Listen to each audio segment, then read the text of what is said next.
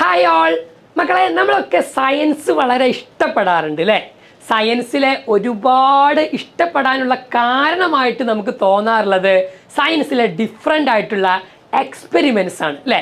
ചിലപ്പോൾ എക്സ്പെരിമെൻറ്റ്സ് എന്ന് പറയുമ്പോൾ ചിലത് നമുക്ക് ചെയ്തു നോക്കാൻ കഴിയുന്നതുണ്ടാകും, ചെയ്യാൻ കഴിയാത്തതുണ്ടാകും. ചിലപ്പോൾ നമ്മൾ ടെക്സ്റ്റ് ബുക്കിലൊക്കെ നമ്മൾ പഠിക്കുമ്പോൾ ഒരുപാട് എക്സ്പെരിമെൻറ്റുകൾ കാണുമ്പോൾ ഇതൊക്കെ എനിക്ക് ചെയ്യാൻ പറ്റിയിരുന്നെങ്കിൽ എന്ന് നമ്മളൊക്കെ ആലോചിക്കാറുണ്ട് അല്ലേ?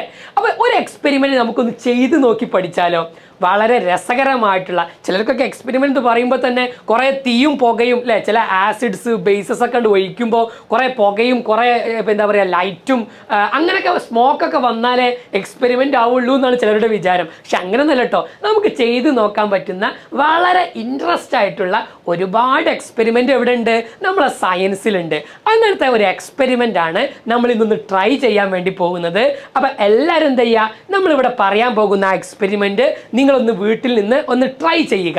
ഓക്കെ, എന്താണ് എക്സ്പെരിമെൻറ്റിന് നമുക്ക് വേണ്ട സംഗതികൾ? പ്രധാനപ്പെട്ട ഒന്നെന്ന് പറയുന്നത് ഇയാളാണ്. ആരാണ് ഇയാൾ? ഇത് നമ്മളെ ടെർമറിക് പൗഡർ ആണ് അല്ലേ, നമ്മളെ മഞ്ഞൾപ്പൊടിയാണ് സാധനം. അപ്പം എന്താ ചെയ്യുക, നമ്മളെ മദറിനോട് പറഞ്ഞു കണ്ട് കുറച്ച് മഞ്ഞൾപ്പൊടി എന്ത് ചെയ്യുക, ഒന്ന് കട്ടെടുക്കുക മീൻസ് മദറിൻ്റെ അനുവാദത്തോട് കൂടിയിട്ട് മെല്ലെ എന്ത് ചെയ്യുക, ഈ ടെർമറിക് പൗഡർ എന്ത് ചെയ്യുന്നു, നമ്മൾ കുറച്ചെടുക്കുക.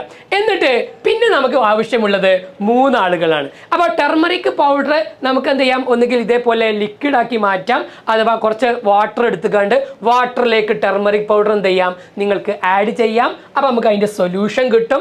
അതേപോലെ പിന്നെ നമുക്ക് വേണ്ടത് കുറച്ച് വിനെഗർ വേണം. വിനെഗർ നമുക്ക് വീട്ടിൽ നിന്ന് കിട്ടും. കുറച്ച് സോപ്പ് സൊല്യൂഷനും വേണം. അപ്പോൾ നിങ്ങൾ എന്ത് ചെയ്യുക, സോപ്പ് എടുക്കുക. എന്നിട്ട് സോപ്പിനേക്കാളും കുറച്ചും കൂടി നല്ലത് ഏതാണ്?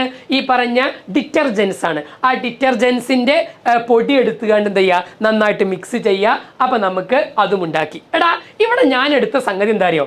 ഈ വിനെഗർ എന്ന് പറയുന്നത് എന്താണ്? ഒരു ആസിഡ് ആണ് ഞാൻ എടുത്തത്. വളരെ വീക്കായിട്ടുള്ള ആസിഡാണ്. അസറ്റിക് ആസിഡ് കണ്ടെയ്ൻ ചെയ്തിട്ടുള്ള ആളാണ് ആര്? വിനെഗർ. ഇനിയോ ഈ പറഞ്ഞ ഡിറ്റർജൻറ്റിൻ്റെ സൊല്യൂഷൻ അല്ലെങ്കിൽ സോപ്പ് സൊല്യൂഷൻ എന്ന് പറയുന്നത് എന്താണ്?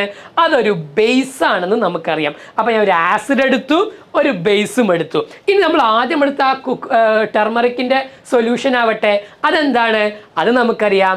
ടെർമറിക് എന്ന് പറയുന്നത് ഒരു ഇൻഡിക്കേറ്റർ ആണ്. ആ ഇൻഡിക്കേറ്റർ ആയിട്ടാണ് ആരെടുത്തത്? ടെർമറിക്കിനെ നമ്മൾ എടുത്തിട്ടുള്ളത്.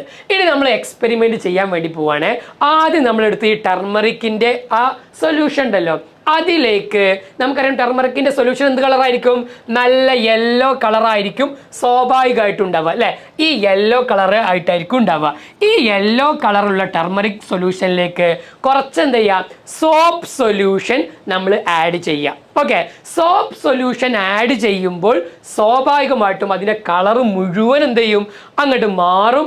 അത് ഏത് കളറായി മാറും?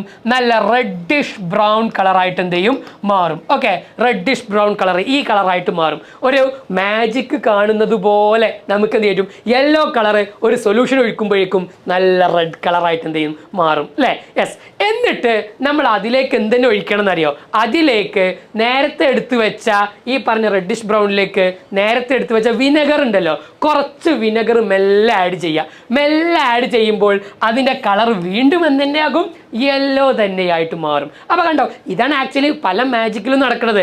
അവർ കളർ ചേഞ്ച് ഒക്കെ കാണിച്ച് നമ്മളങ്ങനെ അത്ഭുതപ്പെടുത്തും. നമ്മൾ വിചാരിക്കും എന്തോ വലിയ ദിവ്യത്വം ഉണ്ട് എന്ന് വിചാരിക്കില്ലേ? ഒരു ദിവ്യത്വമില്ല. പക്ക കെമിസ്ട്രി വെച്ചുകാണ്ട് അല്ലെങ്കിൽ സയൻസ് വെച്ചുകാണ്ട് ഇതേപോലത്തെ മാജിക്ക് നമുക്ക് എന്ത് ചെയ്യാൻ പറ്റും, നമ്മളെ വീട്ടുകാരും കാണിച്ചു കൊടുക്കാൻ പറ്റും. മക്കളെ, ഇവിടെ എന്താ സംഭവിക്കുന്നത് എന്നുള്ളത് നമുക്ക് അതിൻ്റെ ഒരു തിയറി ഒന്ന് നോക്കിയാലോ?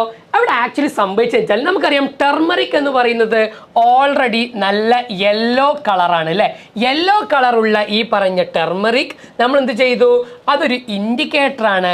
ആ ഇൻഡിക്കേറ്റർ ബേസ് ആയിട്ടുള്ള സോപ്പ് സൊല്യൂഷനിലേക്ക് ഒഴിച്ചപ്പോൾ അതിൻ്റെ കളർ ചേഞ്ച് ചെയ്തു അല്ലേ?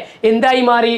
നല്ല റെഡിഷ് ബ്രൗൺ കളറായി മാറി. ഓക്കെ, അപ്പോൾ ഈ പറഞ്ഞ ഇൻഡിക്കേറ്ററായ ടെർമറിക് ബേസ് ആയിട്ടുള്ള സോപ്പ് വാട്ടറിൽ, സോപ്പ് സൊല്യൂഷനിൽ റെഡിഷ് ബ്രൗൺ കളറാണ്.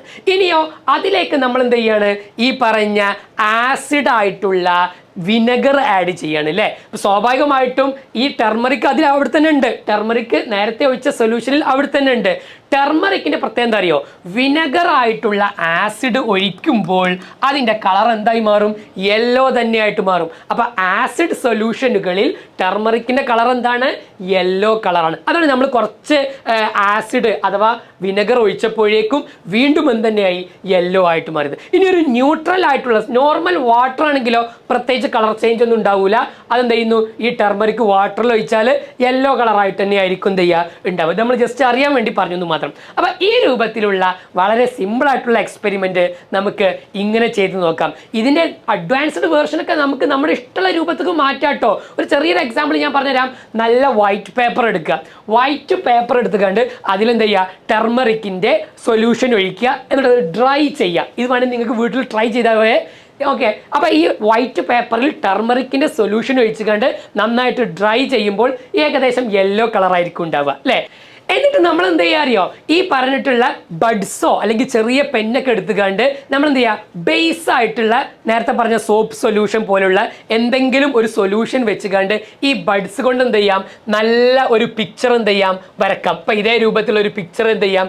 ആ ബഡ്സ് സോപ്പ് സൊല്യൂഷനിൽ ഡിപ്പ് ചെയ്തുകൊണ്ട് അത് യൂസ് ചെയ്തിട്ട് ഇങ്ങോട്ട് വരച്ചു കഴിഞ്ഞാൽ ആ യെല്ലോ ആയിട്ടുള്ള നമ്മളെ ടെർമറിക് ഡ്രൈ ആയിട്ടുള്ള പേപ്പറിൽ എന്ത് കളറിലുള്ള പിക്ചർ വരും?